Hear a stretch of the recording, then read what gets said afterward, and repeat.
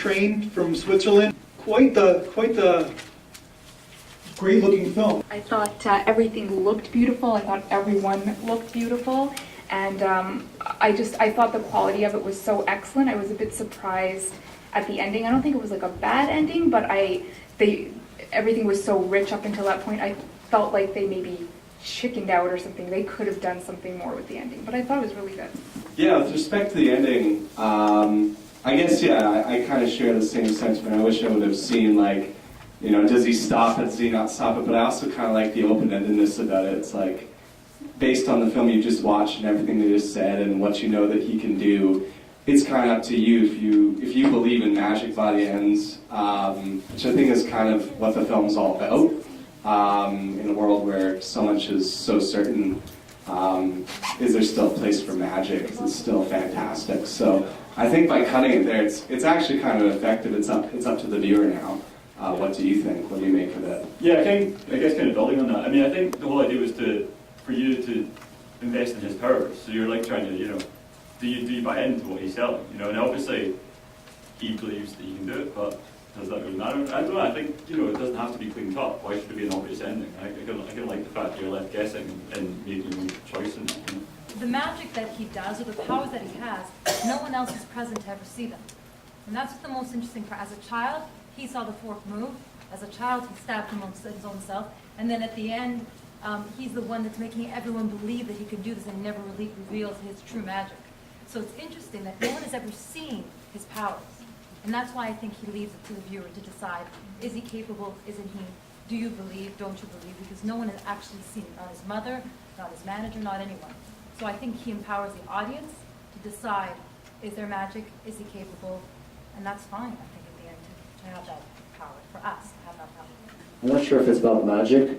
Actually, can I ask the audience to raise your hands? Who thinks he actually stopped the train? Nice. We'll have some optimists. Good. But I don't think it's about magic. I actually think it's about a kid growing without a father. And I think he's just really sad and he wants some attention. And that's why he chooses that profession, and that's why he stabs himself. I actually think he actually stabbed himself in the arm. But I kind of think he's going to die. And I hope his father's going to find out and actually come back home. But yeah, that's my opinion on it. So I believe we all have certain talents and abilities, and everyone is capable of doing amazing things. And when he was a kid, he realized he could do amazing things, but probably he went too far. He had to do it maybe step by step, not too far. Probably sometimes we need to be a little bit dreamers, but a little bit realistic as well.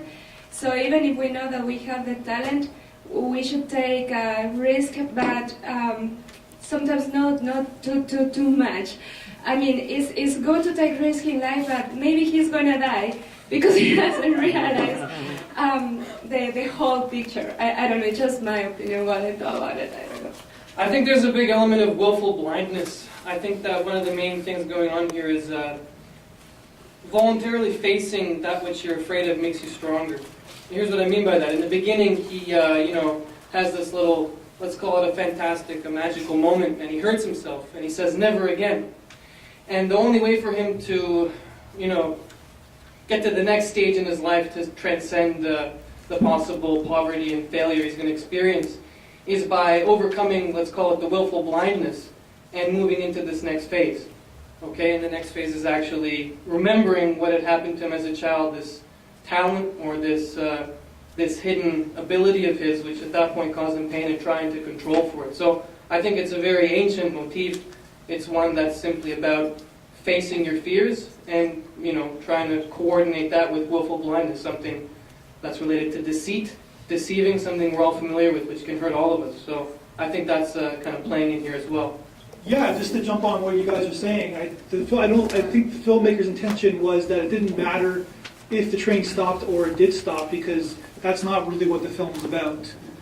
but at the same time, we're an audience who wants endings, right? Like ever since David Chase blew The Sopranos, we don't want those endings anymore. We want conclusions, right? Or at least that's just me. Go ahead. Well, I don't mind the ending the way that it is. I've seen films and TV shows that end that way, and I don't mind that. But what bugged me a little bit about it was that it didn't feel like he was a fully realized character. I mean, there was that element of believing in himself and help, but I didn't feel like he faced any serious obstacles in between the time where he used his powers for the first time when he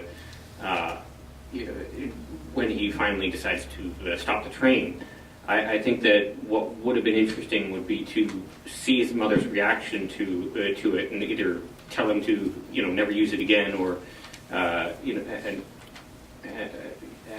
or some kind of adversity that he would have faced, and that would have made it a little bit more.